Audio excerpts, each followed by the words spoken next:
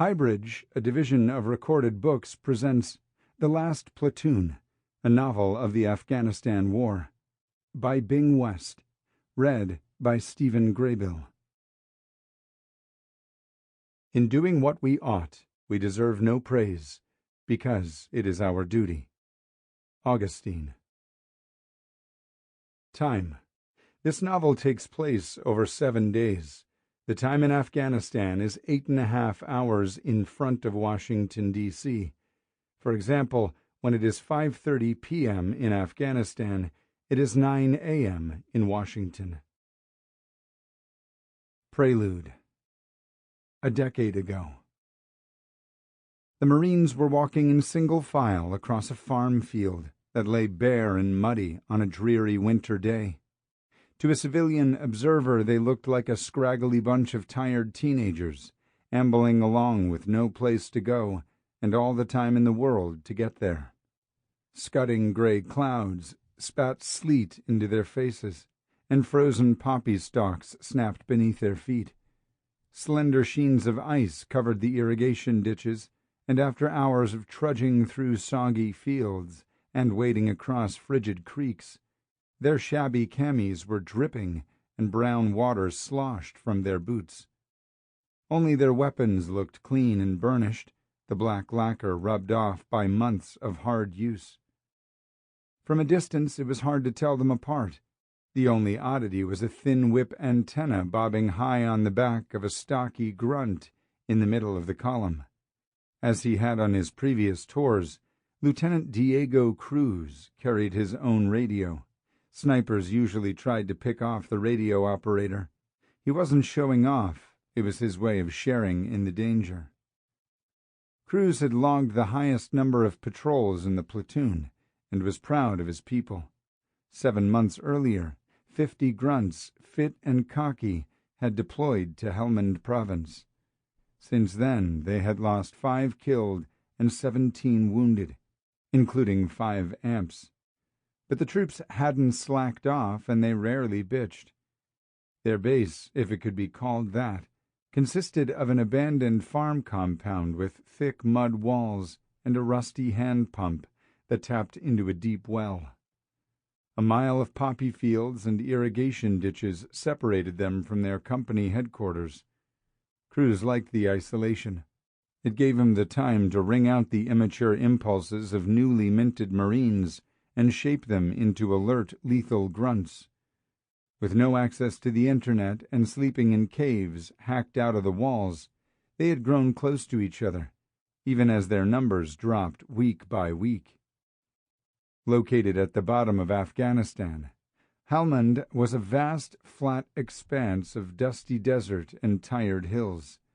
One major river snaked through the province, bringing ample water from the snowfields far to the north. Most of the Pashtun tribal people lived and farmed along its fertile banks. Officially, the platoon was protecting the farmers from the Taliban. In violent Helmand, however, the farmers ignored the Marines or ran away when approached. Cruz didn't dwell on the irony. If a senior officer had ever asked his opinion about why they were in Helmand, he would have said he had no idea. No farmer's heart would be won, and no farmer's son would fight for the government in Kabul, somewhere on the other side of the moon. The way Cruz saw it, his job was to kill Taliban by outthinking and outmaneuvering them. That left fewer of them to blow up his Marines. Each patrol was an invitation to a gunfight, nothing more. After 200 days under Cruz's care, the young grunts had adopted his stoicism. They trudged along silently, walking across the open fields invited a sniper's bullet, while staying on the paths along the canal banks risked tripping buried explosives. It was a game of scissors versus stone. Risk a bullet in the face or shrapnel in the testicles. Sooner or later, some Taliban would shoot at them, and it would be game on. The Marine at point, Corporal Blake Hanley, was sweeping his VMR metal detector back and forth like a beachcomber searching for coins in the sand. Hanley concentrated on the ground in front of him, rarely looking up. Behind him, Lance Corporal Hector Sanchez kept his eyes on the tangles of birch and junipers where a sniper might lurk. In his left hand he held a can of shaving cream, occasionally squirting a dab to mark the cleared passage. The grunts behind him were looking in different directions, each scanning a separate quadrant. None spoke, and no birds twittered. The only sounds were the hissing of their handheld radios and the slurping of their water-filled boots. When Hanley reached an irrigation canal, he stopped to check the digital map on his iPad tablet. The GPS downlink showed the patrol route running across the canal. The stream wasn't wide, but the brown water was flowing steadily. The villagers had cut down a scrub oak to provide a path across. Hanley turned to Sanchez and shook his head, pointing at the tree trunk. "I don't like using it," Hanley said. "Bro, my toes are numb," Sanchez said. "I don't want to wade across no creek." For Sanchez, that was a long sentence. Back at patrol base, he could sit by the cooking fires for an hour without speaking, letting Hanley prattle on. Sanchez knew how to butcher and cook a goat, while Hanley bartered choice MRE food items for both of them. Inside the squad cave, they slept in adjoining bags. As a team, in the past 7 months, they had uncovered 38 IEDs and killed 4 Taliban. While the two bickered about whether to wade the freezing creek, Cruz signaled the others to take a knee. In the field behind them, a farmer in a ragged jacket was hacking away, clearing a small space for each poppy plant. To Cruz, he looked nervous, but that wasn't unusual. Americans were bullet magnets. Hanley and Sanchez glanced from their lieutenant to the farmer, who was scratching the dirt with his hoe. He seemed to smile at them. "Gross," Sanchez said. "Dude's got only one front tooth." "That means he's old," Hanley said. "Most die before their teeth fall out." "You don't know that," Sanchez said. "You born a bullshitter." "Read it in Wikipedia," Hanley said. "That proves what I'm saying," Sanchez said. "We got no internet. We both know it all comes out your ass." The farmer was scratching vigorously with his hoe, all the time shaking his head back and forth. "Snaggletooth's acting weird, bro," Hanley said, "like he's signaling us or something." Sanchez responded by shouldering his rifle to look through the scope. That caused the startled farmer to drop his hoe and scuttle hastily toward his dun-colored compound on the far side of the field. "Show's over, man," Sanchez said. "Now can we stop grab-assing and beat feet? I can't feel my toes."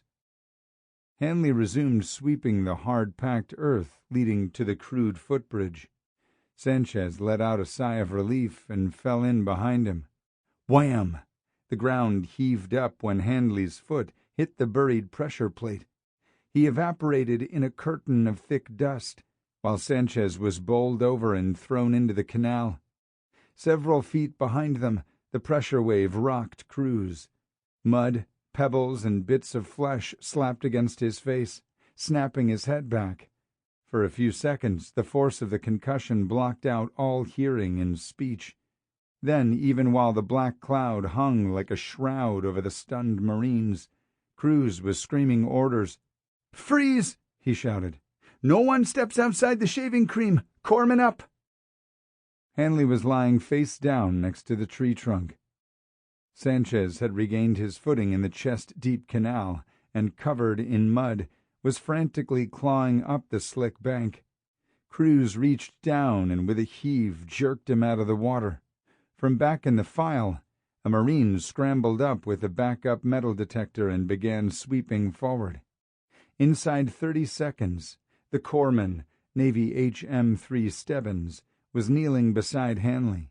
He was unconscious, his right leg below the knee ripped off, blood pulsing out in steady spurts. Stebbins tore open a tourniquet, wrapped it around the gushing thigh and twisted the knob, cinching hard. Sanchez stumbled over, sat down in the gore and cradled Hanley in his arms, murmuring to him. Stebbins jerked open his aid bag, pulled out a morphine syringe, and plunged the needle into Hanley's thigh. Cruz called for a medevac and deployed the Marines to guard the landing zone. This was the interval when any local Taliban would try to sneak in, but no shot was fired, and no person moved in the barren fields. Sanchez and Stebbins tended to Hanley, while Cruz kept checking his watch. 10 minutes passed. 15. "We need that fucking bird," Stebbins yelled. Hanley was semi-conscious and breathing hoarsely, his thigh ballooning like a giant sausage swelling over a fire. "Can you stabilize him a little longer?" Cruz said. "Bird's 5 mics out." Sanchez was holding Hanley's hand, rocking his body back and forth. Hanley's gray face had a faint bluish tinge. Stebbins slid over next to Cruz. "His pulse is fading," he whispered. "He's hemorrhaging internally. Organs all messed up. He's closing down." Hanley slipped from life without saying a word as 2 Hueys roared in from the southwest. One hovered overhead while the other flared into the field. The body was quickly placed on board, with a Marine handing the crew chief Hanley's right boot, the foot intact inside. After the choppers left, Cruz called in the perimeter guards. Once back at their outpost, he'd have to spend 2 hours laboring over this, his 6th letter on the deployment. He was thinking how to phrase it. Painlessly? No, he'd used that in the last letter. "Dear Ms. Hanley, Brad felt no pain." Yes, that sounded better. Once he wrote the first line, all he had to do was compose 5 more sentences. He hadn't thought in Spanish for years, and talking in English was no problem, but he froze each time he had to write to the parents or the wife. The words never came out right. He rewrote each letter over and over again. He pushed away the thought and looked around to gather the troops. Sanchez was standing on the embankment, head down and camis soggy with blood. Hanley's helmet and torn armored vest lay nearby in the mud. Sanchez grabbed the helmet and hurled it into the brown waters. He looked furiously around. A few feet away lay the hoe dropped by the farmer. He grabbed it and swung viciously at the mounds of poppy. Cruz left him alone for several seconds before speaking. "Let's form up, Sanchez," Cruz said. Covered with blood and mud, Sanchez was swaying from side to side. Rivulets of tears ran down his filthy face. He glared and pointed at the walled compound on the far side of the field. "That fucking farmer knew," he said. "He lives right there. What the fuck we waiting for, Lieutenant?" Cruz had sensed something like that was coming. Time and again, he had to cope with the rage of the survivors. "We don't know he did it," he said. "We're not snuffing some farmer who's scared shitless." "They blow away Hanley," Sanchez said, "and we walk. They kill us and we don't kill them.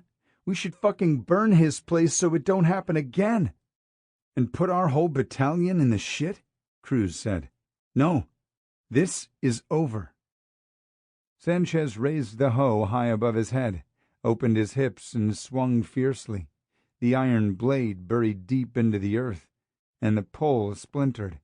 He hurled the broken handle into the creek. "This country sucks," he yelled.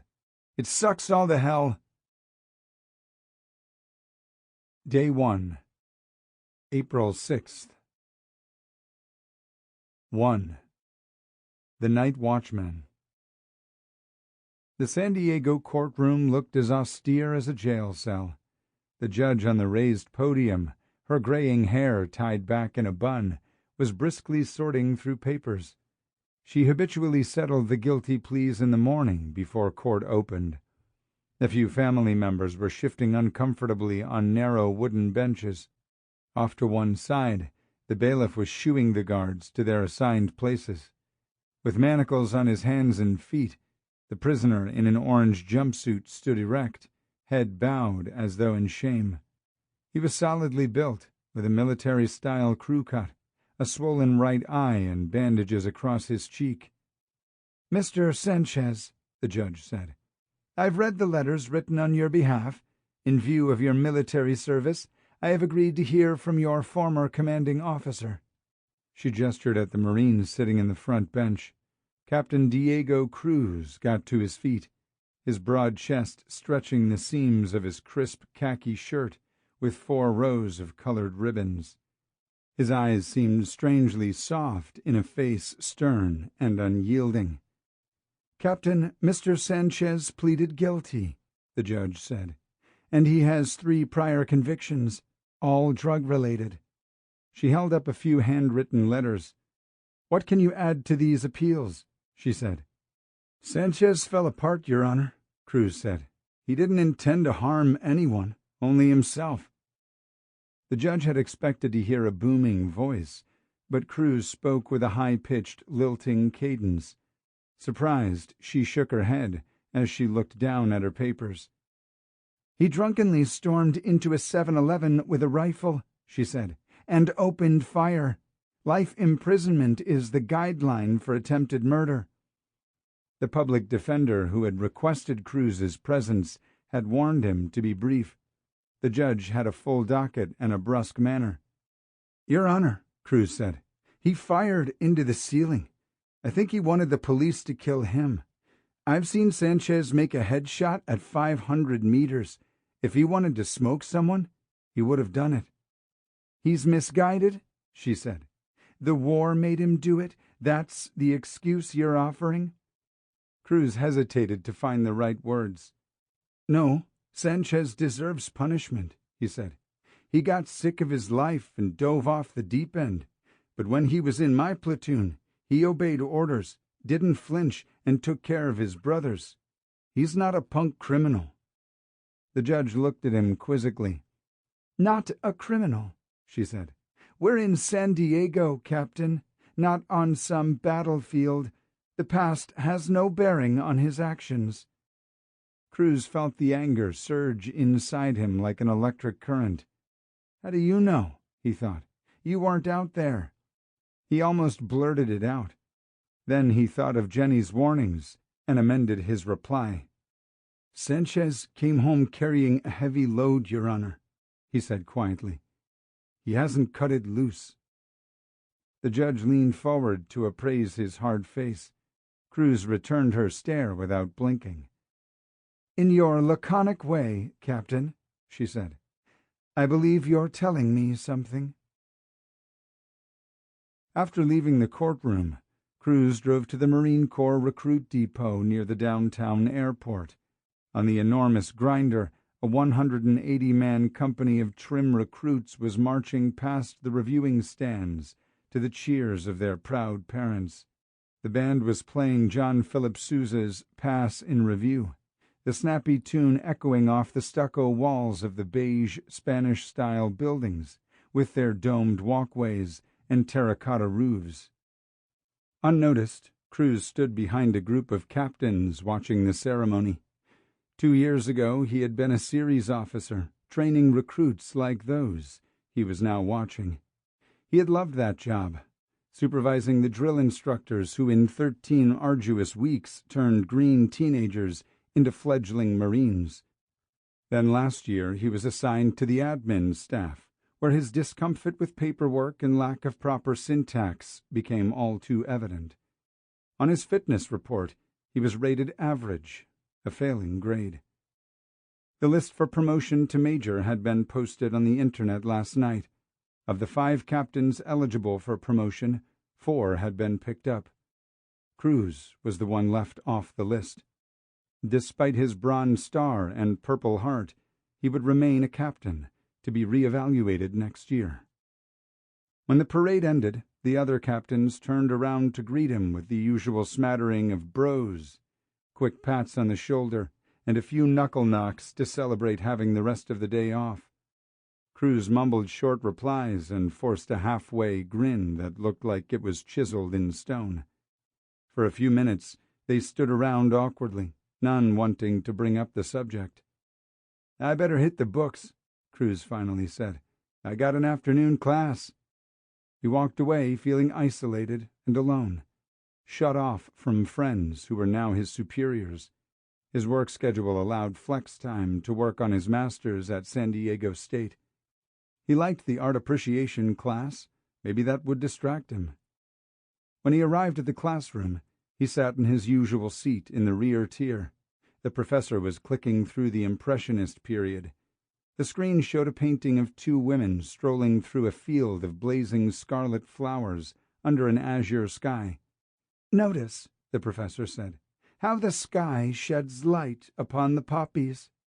Cruz slightly shook his head just as the professor happened to look in his direction.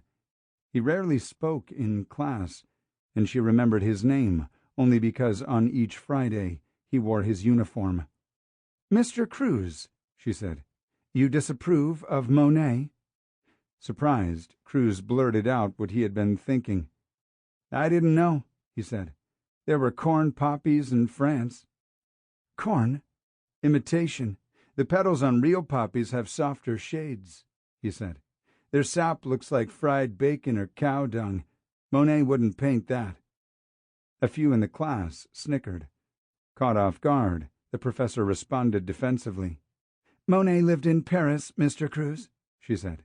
"Not in some third-world country. Your reference to fauna is not relevant." With a wave of her hand, she clicked on the next slide. "Not relevant," Cruz thought. "Meaning you think I'm out of place in your classroom. You're right. Damned if I know any more where I belong." Following the class, Cruz picked up his 4-year-old Josh at the pre-kindergarten school on base and drove through a quiet neighborhood to his neat bungalow. Josh was strapped in the infant seat in the back, and Cruz absent-mindedly mumbled a few replies to his son's perky questions. When he lifted Josh to the ground, his son clung to his leg. Surprised, Cruz looked down. "Daddy's sad," Josh said. Cruz dropped to one knee, hiding his tears as he hugged his son. "I haven't taken care of you," he thought. "I didn't make the grade." No, he said. "Daddy's not sad. Now let's get you into the pool." Soon, Josh was splashing merrily in the rubber wading pool in the backyard. Cruz sat in a beach chair, tapping a beer bottle against his front teeth, trying not to drink or think. He forced his mind to remain blank. Around 5, Navy Lieutenant Jennifer Cruz arrived home from the nearby naval base at Point Mugu. After she changed out of her uniform, they sat in the backyard sipping beers. "Add any names to the list?" Cruz said. "Yep," Jennifer said. "One O'Brien and a John Smith." It was their standard joke. Jennifer ran an intel team on the 3rd Fleet staff, providing a threat folder for each ship sailing to the Gulf. The Secretary of the Navy, a defeated governor, had criticized the folders as racial profiling, composed of only Muslim names. Since then, every folder included a few Caucasians, selected randomly from the FBI Most Wanted list. Cruz nodded in a distracted way. "Why the glum face?" she asked. "How'd court go?" "Sanchez got 7 years, he said. "The public defender said that was light." "Did you mention the phone calls?" she said. "You've tried to settle him down, 8 or 10 times?" "That was between Sanchez and me," Cruz said. "The 7-Eleven stunt was different. I did tell the judge she was mission reliable." She looked down at her hands before speaking carefully. "We're back to that again," she said. "You have to stop comparing everything to performance in the field. You put people off." That isn't the half of it, Cruz thought. All day he had been mulling how to tell her he'd been passed over. When he didn't respond, Jennifer gently kicked at his foot. "Earth calling Silent Sam," she said. "Anyone home up there?" He smiled a grimace and didn't answer. "Okay, next question," she said. "How'd class go?" "I told the professor that Monet didn't paint real poppies," he said. That irritated her. Jennifer drew in a breath. "In one day you've angered a judge and a teacher. That's above quota, even for you. But stop brooding, cheer up. You're taking Josh and me to the beach tomorrow, and we have that barbecue on Sunday."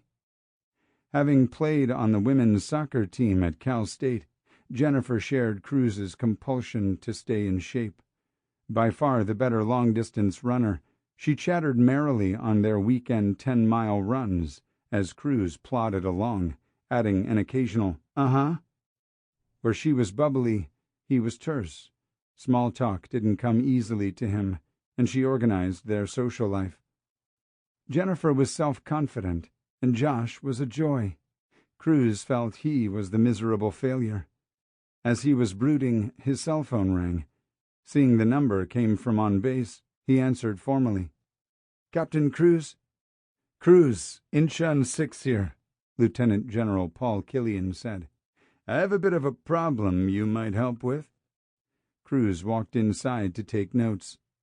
Inchon 6 had been Killian's radio call sign in Afghanistan. Back then he had accompanied Cruz on several patrols. In the 5 years since, Cruz had spoken to Killian only a few times at review parades. Now the general was the Marine Deputy Commander at the Central Command, with headquarters in Tampa, Florida. On the phone, his manner was still peremptory. "Standing by to copy, sir," he said. "I'm sending an artillery battery back into Helmand," Killian said. "A temporary op. The security platoon commander has come down with an appendicitis, and I'd like you to replace him." Cruz felt he'd been punched in the gut. He was a captain, yet the general wanted him to take a lieutenant's job. A platoon? He'd done that twice. He blurted out his hurt. "A security platoon, sir?" he said in a strained voice. "You want me to babysit Artie Tubes? Check the wire twice a day?" "Captain, take a deep breath and listen," Killian said in very much a general's voice. "I saw the major's list. In my opinion, you slipped on a banana peel. You're not cut out for admin duty. Now open your ears. Commanding this platoon puts distance between you and that fit rep. Once you're evaluated in your natural environment, you'll make major. Are you clear on what I'm offering?" Cruz calmed down and gathered himself. All he had to do was check guard posts, and he'd be rated outstanding. It might look absurd, being rated first in a field of 1, but it would help with the next promotion board. Killian was extending a lifeline. "I understand, sir," he said. "Took you long enough to get the message," Killian said crisply. "And stow that talk about babysitting. Hell, I'm stuck in the Pentagon doing liaison work for this op. At least you'll get your boots dirty. Are you in?" "When, sir?" Cruz said. "That's a slight problem," Killian said. "It's wheels up in 12 hours. Not much time. Want to talk to your wife and call me back?" Cruz didn't hesitate. This was his way out. "I'd be glad to take the platoon, sir." "Good. Take this down and get your ass in gear." After writing down the details, Cruz hung up and walked outside. Jennifer, her back to him, was wrapping Josh in a towel. She didn't say a word. "I'm making a short hop to Helmand," he said apologetically. "The general—" She whirled around and cut him off. "Helmand? That horrible place?" she said. "The general calls, and all of a sudden our lives change. You're shipping off again, thinking only of yourself. We were sitting right here, and you never even looked at us. What's the matter with you?"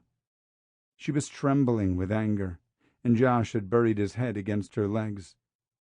"It's not a real deployment," he said. "Only a week of checking lines for an Artie battery." Jennifer flared up. "Do you know how absurd that sounds?" she said. "You're going over with artillery, and do you expect me to believe there'll be no trauma? Something happens every damn time." The prior deployments had taken their toll on her.